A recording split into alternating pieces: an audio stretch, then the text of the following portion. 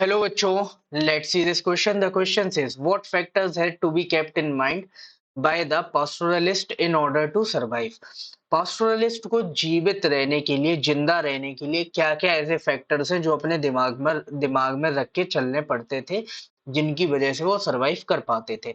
So the answer is in order to survive pastoralist had to give following factors. यहाँ पे हमने कुछ factors लिखे हैं जिनको मद्देनजर रखते हुए, जिनको दिमाग में रखते हुए पास्टोरलिस्ट सरवाइव करते थे. सबसे पहला क्या है?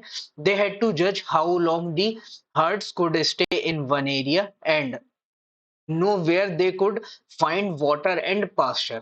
सबसे पहले तो उनको ये देखना है कि जो उनके पास हर्ड है, जो भी वो कैटल्स ले रहे हैं या जो भी एनिमल्स हैं, जैसे शीप, गोट, कैमल, जो भी उनके पास है, तो उनका जो ये झुंड है वो एक पर्टिकुलर एरिया में कितने टाइम के लिए रह सकता है. ठीक है, एक टाइम बाद वहां का हो सकता है पानी खत्म हो जाए, वहां की घास खत्म हो जाए, तो कितने टाइम तक वो रह सकते हैं. दूसरा, अब वो जिस भी डायरेक्शन में मूव कर रहे हैं, क्या वहां पे वाटर मिलने की पॉसिबिलिटी है, पास्चर मिलने की पॉसिबिलिटी, तो ये उनको जज करना पड़ता था कि किस एरिया में मिल सकता है. तो इसकी नॉलेज उनके लिए जरूरी होती थी.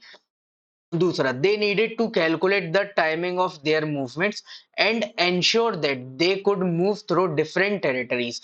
अब देखो, उनको जो अपना मूवमेंट करना है तो उसकी अपनी टाइमिंग कैलकुलेट करनी पड़ती थी. जैसे हमने देखा कश्मीर वाले रीजन में, जब स्नो का टाइम आता था तो वो लोअर हिल्स पे चले जाते थे, वहीं पे जब गर्मियों का टाइम आता था तो वो हायर हिल्स पर चले जाते थे. तो उनको ये टाइमिंग भी कैलकुलेट करनी पड़ती थी अपने मूवमेंट की. अब जब ये मूवमेंट कर रहे हैं तो इसमें उनको अलग-अलग टेरिटरी से भी निकलना पड़ता था. जैसे अपर हिमालय से लोअर हिमालयाज़ के साइड आ रहे हैं, तो अभी अगर आप मॉडर्न टाइम्स में ही देखो तो 1-2 स्टेट एक्सचेंज करके जाने पड़ते हैं, 1-2 स्टेट को क्रॉस हमें करना पड़ता है. तो ऐसे इनको अलग-अलग टेरिटरी से भी निकलना पड़ता था. They had to set up a relationship with farmers on the way so that the herds could graze in harvested fields and manure the soil. अब देखो, जहां कहीं से भी वो निकल रहे हैं तो वहां के किसानों से भी उनको दोस्ती करनी पड़ती थी, क्योंकि रास्ते के बीच में हर जगह तो पास्चर ग्राउंड्स होते नहीं. तो जो भी खेत मिल रहे हैं वहां पर जो उनके झुंड होते थे जानवरों के, वो वहां पर अपना खाना खा सके, ग्रेजिंग कर सके, वहां पर चर सके.